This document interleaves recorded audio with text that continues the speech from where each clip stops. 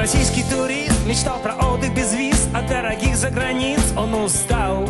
Себе на маленький срок недорогой номерок он где поближе к природе искал. Услышал про Мариэл и слегка обалдел. Потом подумал, чего бы и нет.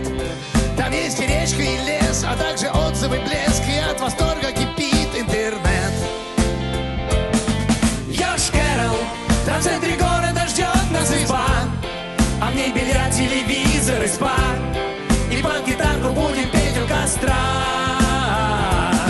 Йошкар-Олл, там отдыхает народ, релакс без хлопот и забот. Йошкар-Олл, мы к тебе, ёшкин кот.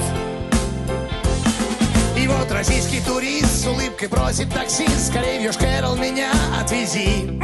Хочу сегодня успеть все с колеса обозреть и искупаться в лечебной грязи. Турист ловил позитив, уже не хочет Мальдив. Ему Йошкар-Олл хватает чудес.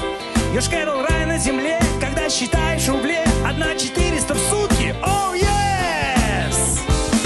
Йошкар-Олл, там в центре города ждет нас изба, а в ней бильярд, телевизор и спа.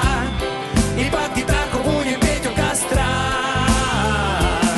Йошкар-Олл, там отдыхает народ, релакс без хлопот и забот. Йошкар-Олл, мы к тебе, ёшкин кот. И Йошкар-Олл, там в центре города ждет нас изба, а в ней бильярд, телевизор и спа. И под гитарку будем петь у костра.